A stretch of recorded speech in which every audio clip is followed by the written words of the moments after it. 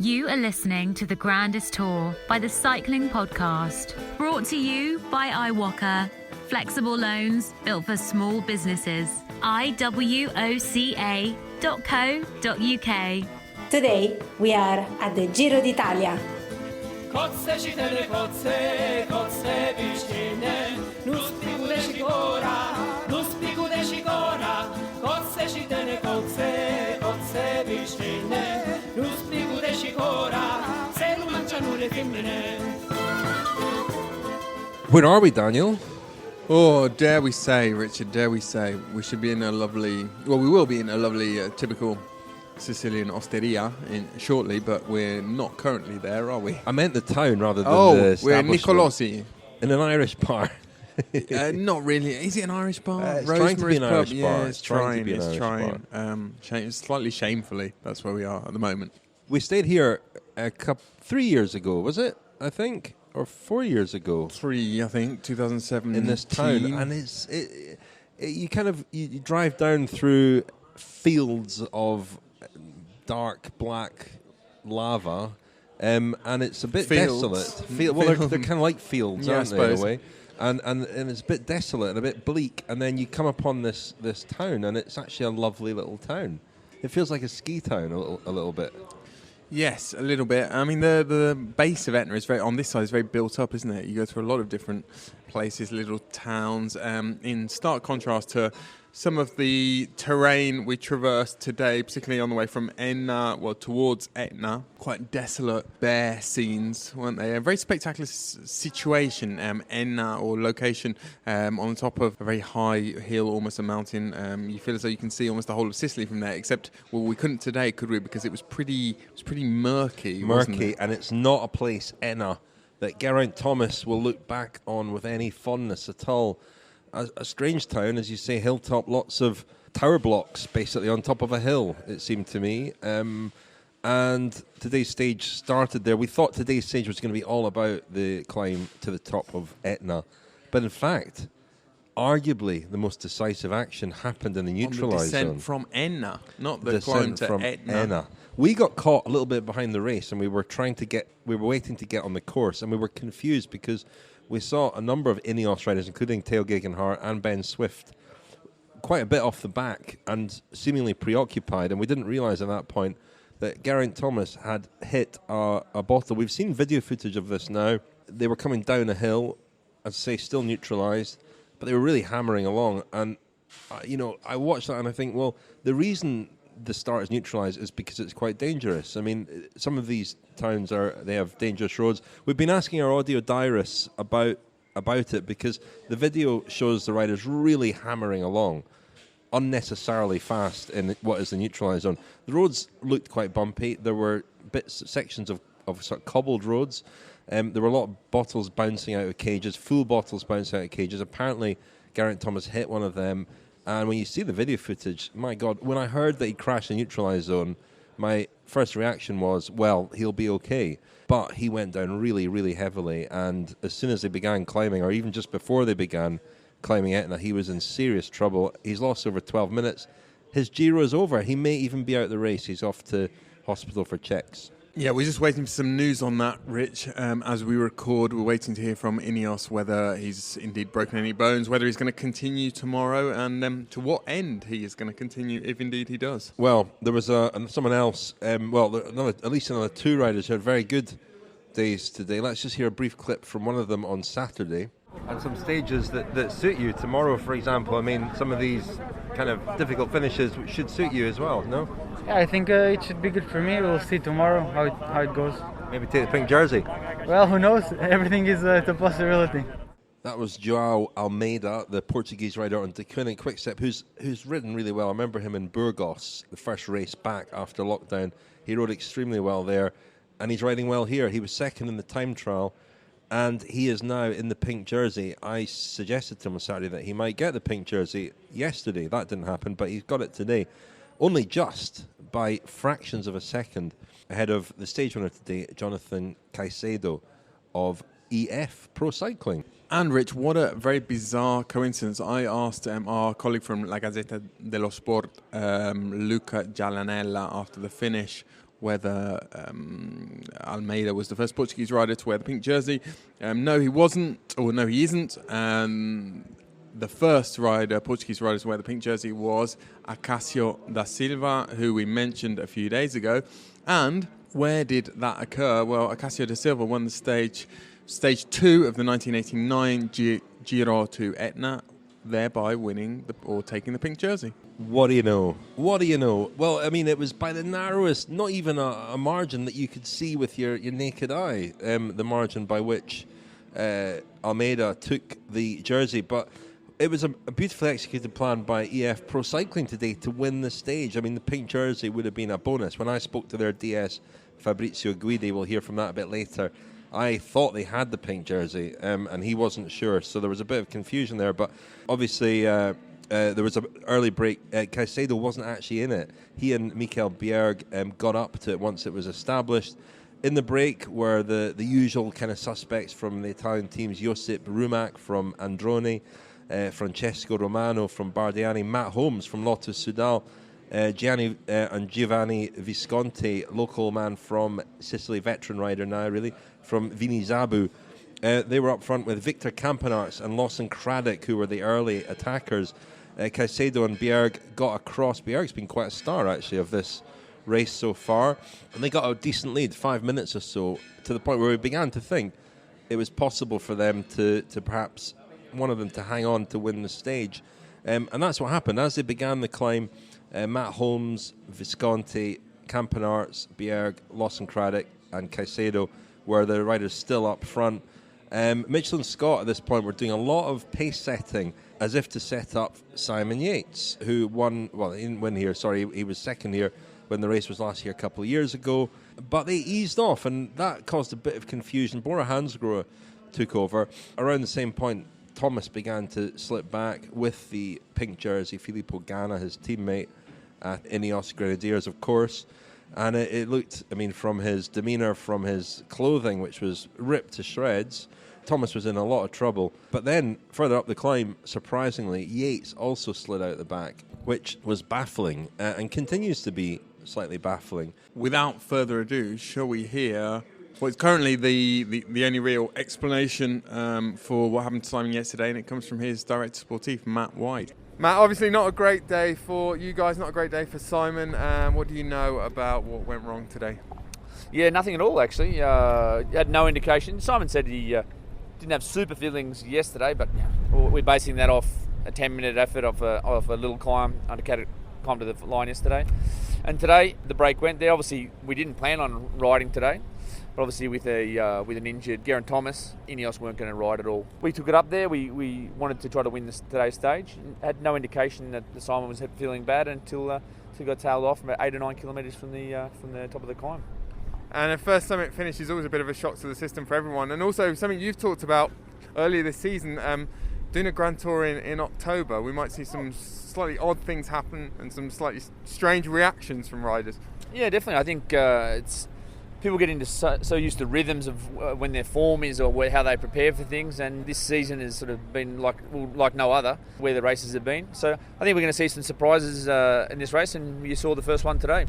And you didn't send everyone back to help Simon. Have you got to keep your options open now as far as GC is concerned?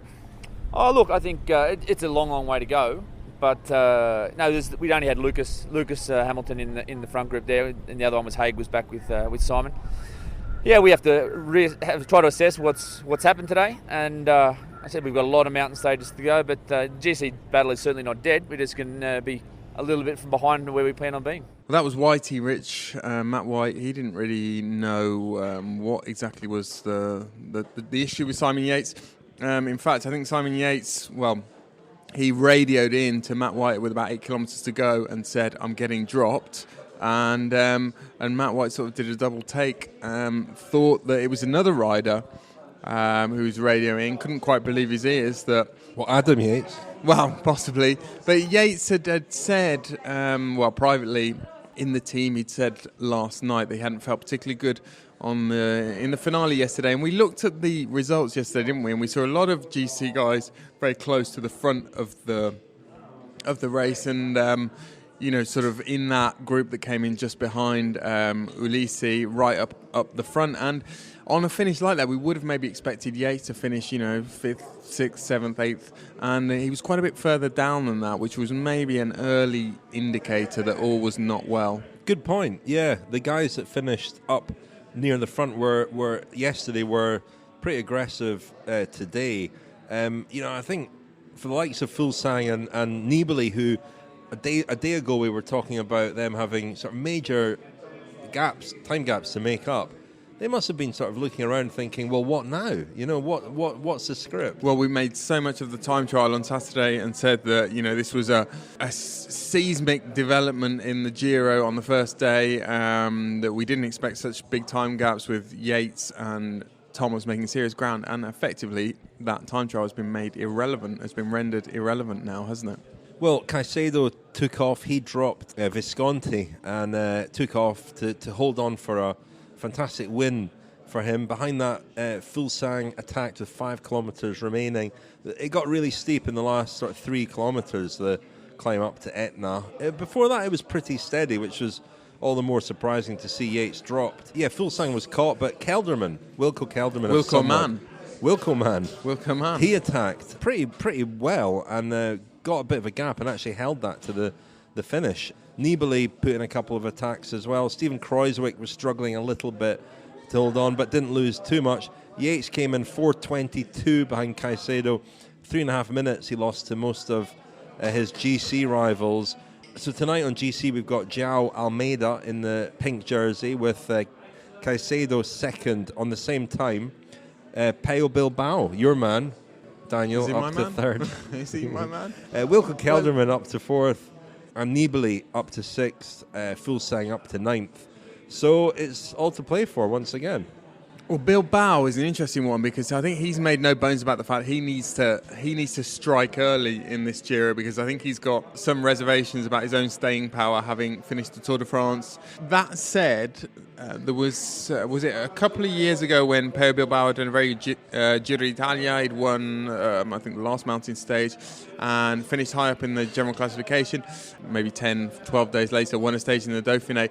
And I remember there, used absolutely huge gears and managed to bring it home, but sort of said that he'd been using such big gears because he was so tired. But he's a bit of a diesel, and I spoke to going straight to the Vuelta, is he not? And I spoke to some people at Bahrain McLaren during the Tour, and he'd had some problems early in the Tour, but they were confident that he would come good. He did really come good in the Tour. He was very good in the last week, and they were also confident that he could ride quite a good Giro. So one to watch. But the general classification is looking quite porous, I would say, as far as sort of big names are concerned. And there are question marks over everyone really who is up there at the moment. Kelderman has had a patchy GC career, good Vueltas, and has flattered to deceive on other occasions. Fuglsang has flattered to deceive many times in Grand Tours. And we talked yesterday about his team. Nibali didn't seem to have any form coming into this race, and suddenly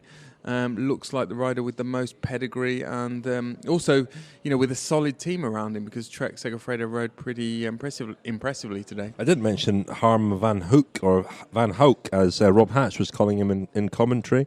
Belgian rider at Lotto Soudal, a very young rider. We had an interview, a very emotional interview with him at the Vuelta last year, because he was a late call-up to that race after his best friend, Björg Lambrecht, died at the Tour of Poland. And they were contemporaries, good friends. Obviously, he was there in very sad circumstances, but he's a very good climber as well, like Lambrecht was, and he showed that today. He's up to 5th overall. I didn't mention, Rich, Steven Kruijswijk. You talk about the riders who are still in with a shout, who will be relatively satisfied with today. Kruijswijk is one of them. He wasn't quite able to climb, or there were times where he was sort of yo-yoing and lost a little bit of time. But I think he'll grow into the race. We're speaking to Adi Engels, the Jumbo-Visma diarists Sportief this morning, and he said that they've not really been able to prepare this race in the way they would usually a Grand Tour. They've not done any recons. They don't know any of the route. So far from ideal preparation. As we know, he dislocated his shoulder in the Dauphiné, but he might look at the general classification tonight and and think that if he can just get through, there's another summit finish in a couple of days. If he can get through that, get through the first part of the second week, then it's all to play for. It's going to be all to play for in the last week, certainly.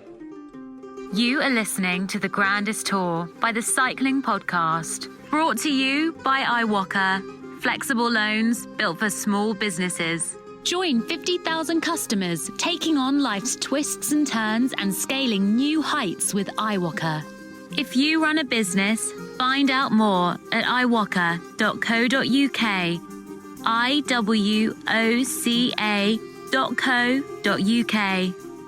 Thank you very much to our title sponsor, iwoca. Their support enables us to be here covering the Giro, sitting in an Irish pub, nibbling on chips and drinking some, local beer. Quite a tough beat, isn't it? It's not easy for us to speak to riders, I must say, at the Giro this Not far. the easiest, is it, at the moment? In theory it is, but it's not really working out like that way in practice because there aren't many journalists here, but that almost means like we're a bit of an afterthought or a no thought. A no thought. Yeah, it was very well regimented, but also quite well organised at Tour de France by ASO. And here at the Giro, it's very much, it's more of a work in progress. Clarity at the Tour, confusion at the Giro, I would say. But yeah, thank you to iwoca. Their support, as I say, enables us to be here complaining about our lack of access. And if you run a small business and you'd like to find out more about what iwoca can do to help you, go to iwoca.co.uk, iwoca.co.uk. We don't need to speak to riders at the finish, Daniel. They come to us. Pepper our mobile phones with WhatsApp messages, don't they? Got a message here from one of our audio diarists, Joao Dombrowski, with a really interesting insight, I think, into the crash involving Geraint Thomas today. He was also not in a crash, but at one point apparently standing in the middle of the bunch, and his chain broke. I'm not sure exactly what happened, so let's hear from Joao Dombrowski now. So I didn't personally see G's crash in the neutral, but I had some teammates that were just behind him that saw it. And you know, here in the south of Italy, a lot of the town centers have pave that they're quite big, not really cobblestones like you'd see in Roubaix, but like big, I guess, flagstone, or typically quite rough. And the neutral today, as well as the first 11K, was downhill. A lot of times the neutrals are quite nervous with people wanting to be right on the car at the start. If you want to be in the breakaway or just, really to be covered, because sometimes the start of the race can be quite chaotic. And I think when we hit this section of pave, bottles were just flying everywhere, and it sounds like G just hit. I heard it was someone from Bahrain lost bottles, and we actually stopped at kilometer 0, which is not normal, but I think just so that he could kind of have some time to collect himself. And it seems like he had quite a rough day, and you just never know with crashes like that. It's like sometimes you get up, dust yourself off, and you're fine. Sometimes you can be fine the day of, but then the next days it can be complicated, and then some days like today, it just, can kind of ruin your day. So probably a bit of a bummer of a day for the Ineos camp, but it's a long race, and who knows what might happen. And yeah, in regards to my chain, I broke the chain today, but it was nothing really serious. I don't actually know what happened, but it was still probably 50 Ks to go, and it was not so difficult to come back. So in the end, not really a big loss for me. Well, that was Joe. Really interesting on, the nature of the roads in some of these neutralised sections. I mean, the reason they're neutralised is because they're dangerous. Otherwise, the stage would start in the centre of the town. The point is to get the riders safely out of those dangerous roads to a point where the race can start quite safely and they can start racing. But when you watch that footage, it looks like they were racing already. And that just strikes me as daft. And I don't really know who's responsible for that. The lead car dictates the pace because the riders have to stay behind that in the neutralised zone. So to me, the lead car is going too fast at that point. Possibly. I think the riders who wish to and who are desperate to be in breaks are also partly responsible for it. Yeah, they're pushing, aren't they? And they're forcing the car to go a bit quicker. That's true. But still, it looks mad when you see the crash, and you realise that was happening in the neutralised section. Well, I mean, the outcome is that, Ineos, or the Ineos Grenadiers, this is the second Grand Tour of 2020 and the second Grand Tour that they are going to be in an unfamiliar position pretty early in the race. They're not going to be, we would think, they're not going to be contending for the victory here. And, with that team in particular, you always feel a kind of an obvious discomfort, almost an existential discomfort when they're not in the shake-up for the general classification in the Grand Tour. We actually got into the paddock at the finish and wandered around the buses, and the mood around the Ineos Grenadiers bus was pretty dark, wasn't it? It was a similar colour to the lava that was the lava fields, as you call them. Lava fields. I think I like that. I suppose. Yeah. We'll hear from Matteo Tosato, the sports director at Ineos, lead sports director here, who told us a little bit at the finish about the injuries to Geraint Thomas. Geraint crashed obviously in the neutral zone. He just crashed once, didn't he? Because there was some reports that he crashed a second time. Very bad day today. Just after around 1.5 2 km start in the neutral, and a very big crash. Just alone, but it's a very, very big crash. Immediately stay in the door. He had a lot of pain in the legs, but after 2 minutes, okay, I take the bike. I go. It's not bad, but I personally take a lot of moral because Mitchelton started to pull the group. G immediately in the second group, in the second position, but softly in the radio asking me in the middle stage very pain, and in the final the last 35k started more fast, steep climb is not possible push a lot, and prefer finish the stage. Very good job for the finish stage, and now waiting for the feedback for the doctor. So he landed on his hip, I think. Is it the hip that's the problem? Yeah. I don't know now. Waiting for the feedback for the doctor. Did he know immediately, do you think, that it was bad when it happened? It's difficult now, very difficult. I think it's better, the best waiting tonight and decide tonight the situation for everything. Well, Rich, the question is, I suppose, what do Ineos do now? I don't know whether they had a plan B in mind before they came here, just in case anything did go wrong with Geraint Thomas. Tao Geoghegan-Hart rode pretty well today. I think he lost a couple of minutes. Presumably, he will now get plenty of freedom to either go for GC or stage wins in the mountains. I think he lost a little bit too much time.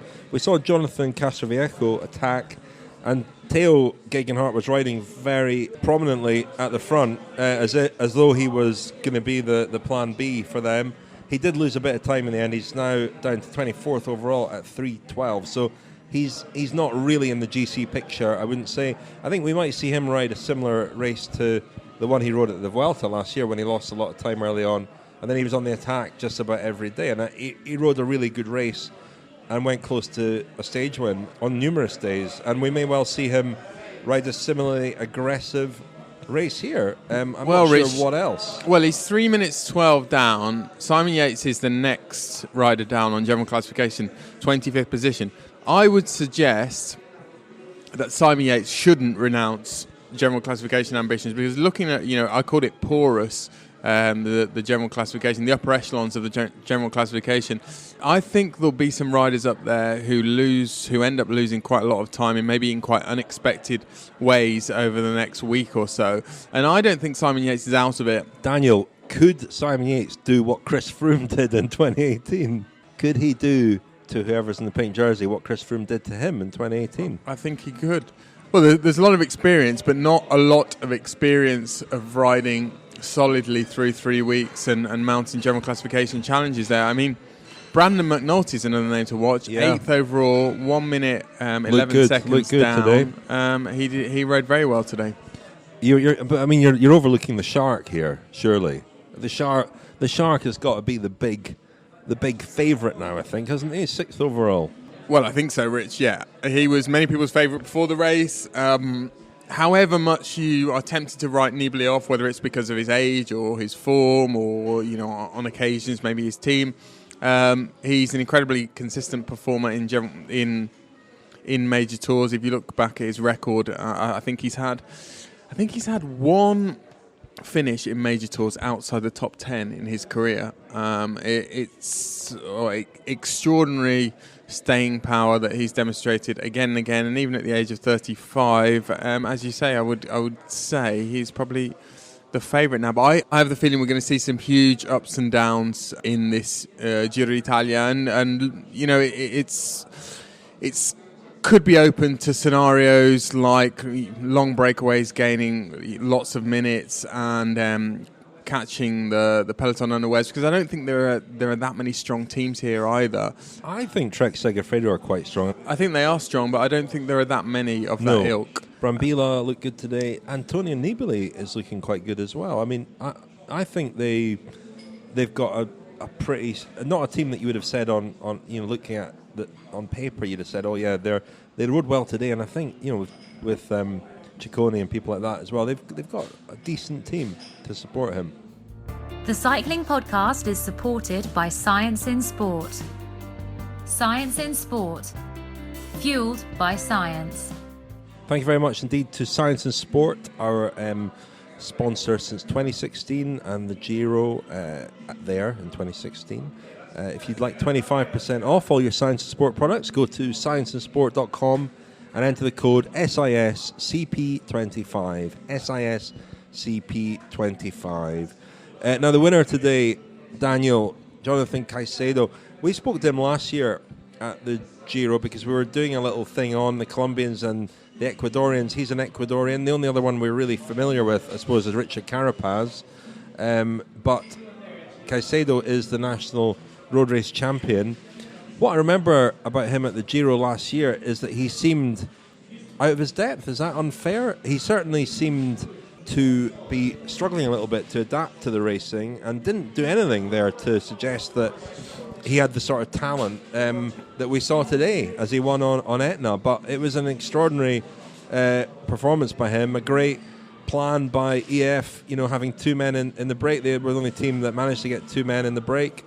And I think Lawson Craddock was a big help in setting up Caicedo for the win.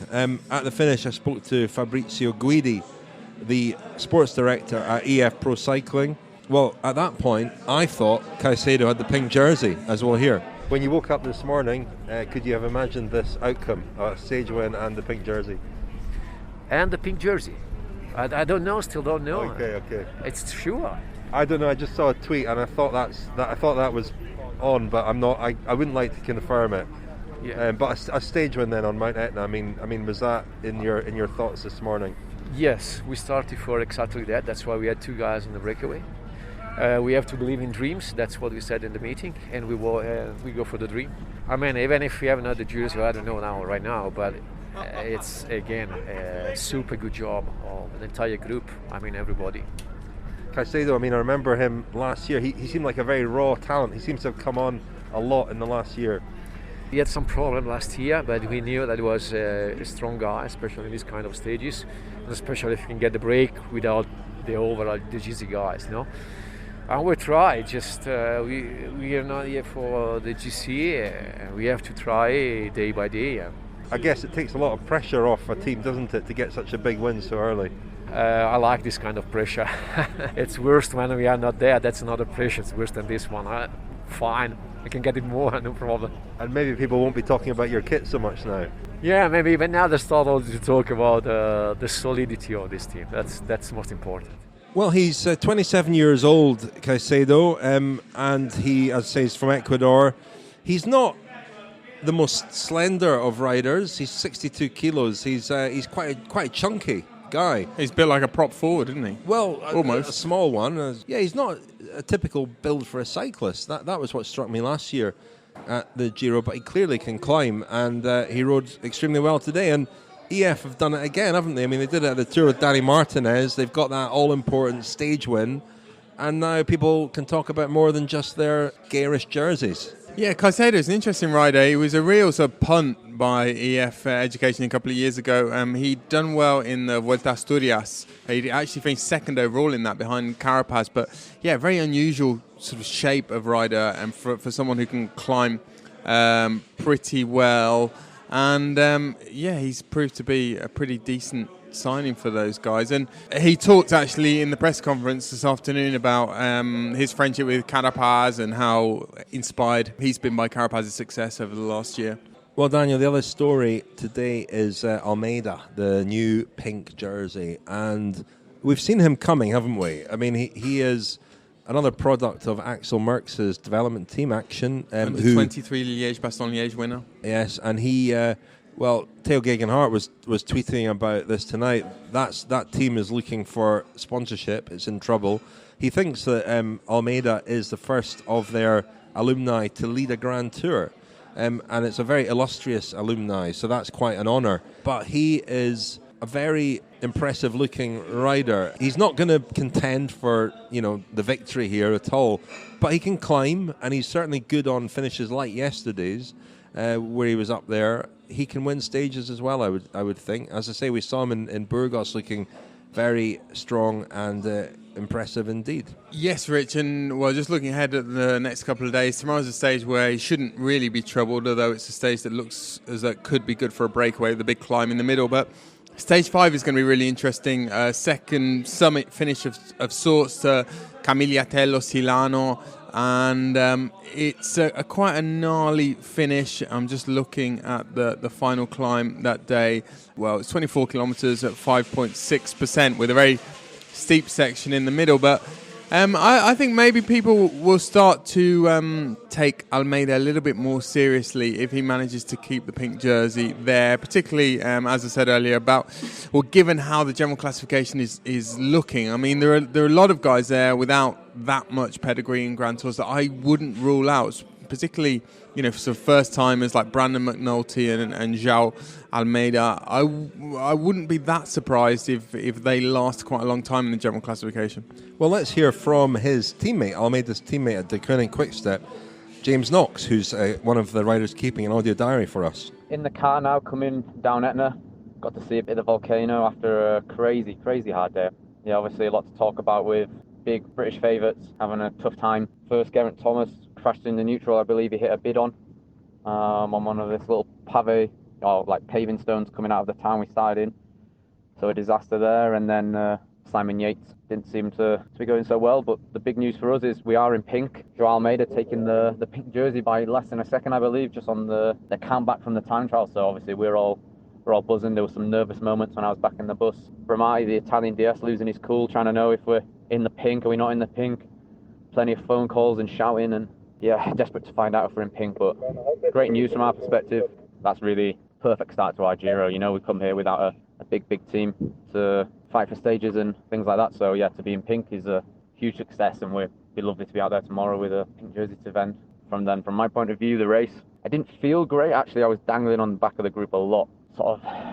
Just suffering and feeling a bit shot on the bike. I'm not sure if it was feeling a little bit battered and bruised from, I haven't got major injuries, but just maybe a bit uncomfortable from the crash a couple of days ago, or just bad day. But actually in the end, limited my losses. And the run into the climb was really hard, and then the start of the climb was really hard, but I managed to hang in there. And then actually there was moments where it eased up a bit, and then we saw the main contenders. I think Nibali was attacking, and from there I was just dangling on and off the back. Managed to stay in a couple of times, and then when we came onto the exposed bit at the top, got blown straight into the gutter, climbing the crosswind in the gutter, which wasn't very nice. And just fought my way to the line for the last few K.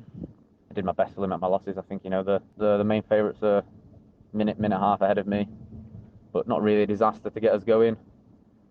And hopefully get some better legs coming up. So all in all, very, very good day to us. And that's the first time I've been in a Grand Tour with the leader in part of the team. So very exciting time tomorrow to be a part of that and have the pink jersey in the team. That was James Knox of the Geraint Quickstep. Couple of bits of housekeeping from me. If you would like to purchase our fantastic cycling podcast kit, which is made by Katusha, then you can find it on the cyclingpodcast.com. Go to shop. We've got some lovely jerseys available. You can buy them directly from us. Go to the cyclingpodcast.com.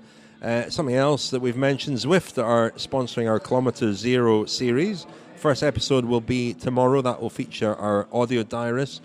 But Lionel's also organising some Zwift meetup rides. The plan is to do 2 a week. This week it will be Thursday at 7:45 p.m. UK time, and Sunday at 9:30 a.m. UK time. Hopefully that will suit people in different parts of the world. Australia, I don't know, will it suit people in Australia? Potentially. One of those might work. So it's a first come, first served cappuccino ride. Sign up to our newsletter for details of how to join in. That's at thecyclingpodcast.com. If you go there, you'll be given an option to sign up for the newsletter. So do that, and you will be able to join Lionel and others on the Zwift meetup ride, and I'll be joining that when I get home as well. Any other business from the Giro today, Daniel? Well, Rich, I hope to spend a bit more time talking about the food and wine tonight, but I'm slightly preoccupied. Well, what about last night, Daniel? I mean, we stayed in quite... I mentioned the Alsatian attack on our way up to our hacienda last night. It was unpromising when we arrived because, like a lot of the rest of Sicily, there was a bit of rubbish in the grounds. Not least because it was next door to the state penitentiary. We found out this morning. All last night we could hear dogs barking, couldn't we? And we thought they were just stray dogs, but actually I think they were probably dogs patrolling the grounds of the prison that we were beside, that we hadn't realised we were beside. But I have to say, we had a delicious meal. Yeah, we had an excellent meal, and we had a lovely bottle of Nerello Mascialese, which is a great red grape variety grown around the slopes of Mount Etna. So that was very enjoyable. Delicious pasta spaghetti with pistachio the green sauce. Gold. You know, we've had this before, haven't we? Over the past few years, we've had the pesto made with pistachio nuts. Actually, Rich, just up the road here, we stayed in Nicolosi a couple of years ago, and we had it there. Yeah, it's pretty ubiquitous in Sicilian cuisine, isn't it? The green Gold. We were the only diners there last night, but we were very well looked after, weren't we?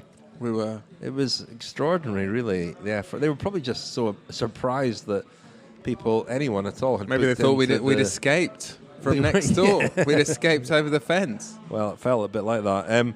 Anyway, tomorrow we leave Sicily, don't we, tomorrow? The stage is on Sicily, but we are on our way out of here. We get the infamous ferry. We've talked before, haven't we, in previous years about the bridge that's never been built over the Strait of Messina.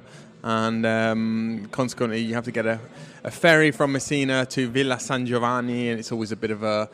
it's always a little bit of a chaotic affair when the Giro's around and everyone has to pile on, funnel into the same boat. Well, not quite the same boat, but we're hoping to make a pretty quick getaway, aren't we, and get over to the... Well, we're in an interesting hotel tomorrow night, are we not? Or is that the other? Is that Thursday night? I think on Thursday night you might be staying in a treehouse. Sorry, today's Monday, isn't it? I'm completely confused by the days. It's Thursday, isn't it, that we're staying in a very interesting hotel. Oh, it's a few nights away. Hope I can survive until then. Well, that's all for tonight. Thank you very much, Daniel. Thank you, Rich.